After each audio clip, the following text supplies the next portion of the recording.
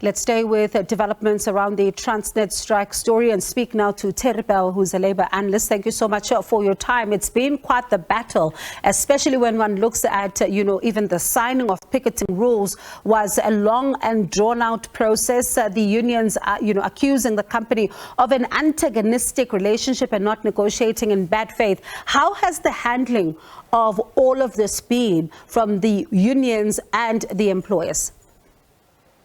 I think it's been a bit of a shambles all the way, and it's very, very sad because the whole point seems to have been missed about this, and that is that we are dealing here with a company where the directors are in fact the government. Now, any company that has allowed a Transnet to be maladministered, have corruption running rife throughout it, having made a complete mess of things, shouldn't last. But the stakeholders, the shareholders, which are us, the citizens of the country, don't have any say in it. And the unions have also fallen short on this by not realizing that it's not just a question of them and Transnet, of a matter of having their wages cut, which is what below inflation wage rises mean. It means a cut in wages. It means an impact on all other employers as well, particularly in not just Sishen, the iron ore, which that can stay for a while, but we'll lose export income from that. But what about all the fresh produce? We are a major exporter of fresh produce, and there are 30,000 or more jobs involved in the agricultural sector. One of the basic principles of trade unionism is worker unity. There's been a call now, even from the president, for a social compact. These can't work, mainly because employers have a need to increase profits, workers want to improve their wages, which is a cost against profits, etc. But there is common cause here to be made by the berry producers, the fresh produce producers, the iron ore, the coal producers, to come together with the unions and say, look, this is ridiculous. Transnet has to now come together and talk and make an offer that is actually sensible, because we cannot afford as a country. The government itself is cutting off its nose to spite its own face. It's going to lose export income. It's going to lose tax income because companies are not going to make any profits as a result of what Transnet has done. So this is what I think is the major problem, that no one has recognized the real underlying and complex issue of this, and they haven't got together to deal with it. And the workers, I was speaking to Satau just a short while ago. They're digging in their heels. They say that Transnet has the money. They're not willing to budge. But I wonder how much of what we are seeing as a demonstration by the workers here, is as a result of what came out from the Zonda Commission's report, because they talk about how they say this company has money and they do not understand why they're not being given what's due to them.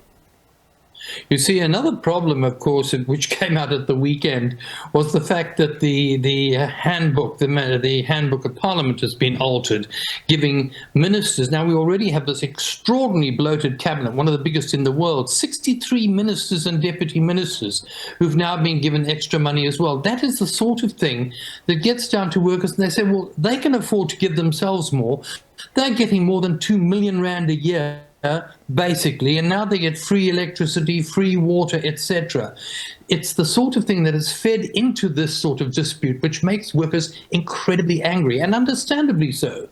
So I think, they've got to get down, and Transnet, and this is, you have Tulas Naisi from the Labour Minister even going, there's a former trade unionist, he should understand that. But these are people who are actually directors of an incompetent, bungling company, and their maladministration needs to be recognized, and I think there's a need to come together and say, look, we've got to straighten this thing out. Transnet does have the money, government has the money, therefore pay up, make a decent offer, which is at least comparable to inflation, although, of course, the inflation rate is not what the lowest paid workers have to face, because their transport costs, their food costs tend to be a lot higher than the way inflation is calculated. We're seeing the Labour Minister, as you mentioned him, of course, being there on the ground saying that he wants to see a speedy resolution here, and government almost like taking a wait-and-see approach. Can his involvement help at all?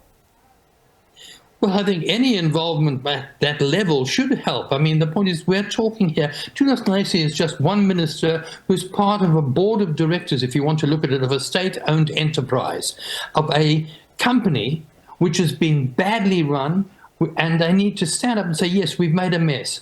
This is the mess we've made. We'll try and remedy it. They keep telling us we're going to clear up corruption, etc. That's fine.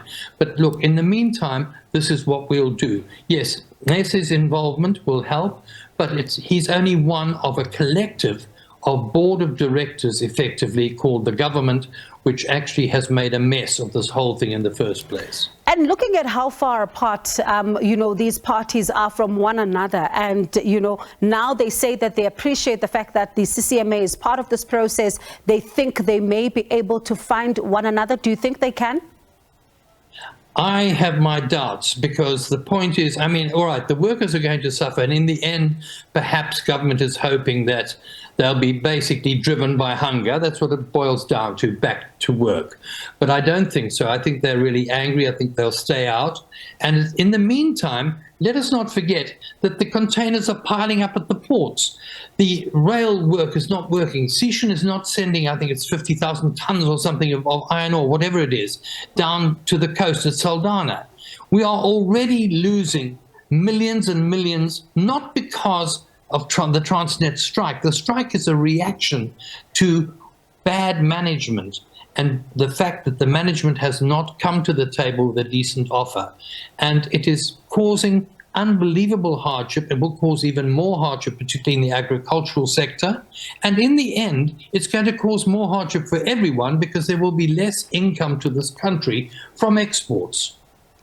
All right, Mr. Bell, thank you so much for your time. And one really waits to see if these parties, when they're back at the table, will they be able to find one another? Let's see. Thank you so much for your time. That's Terry Bell, Labour Analyst. Of course, we'll still talk about this particular issue as we look at the ripple effect of this particular strike. I mean, you heard Terry there talk about the several industries that are to be impacted by this. We'll have a conversation a little later on in the bulletin about this as well. Now, let's go to this, in the U.S., in fact, where California's drought conditions and Hurricane Ian's trail of destruction, which has ravaged citrus and tomato crops in Florida, are pushing food costs even higher.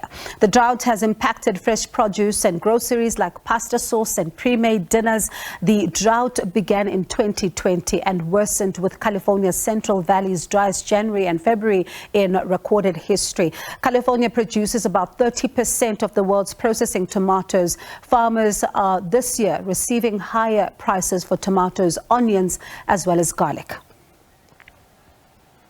And Joel is standing by to bring us the very latest of course, in the weather, and we see how things are looking there.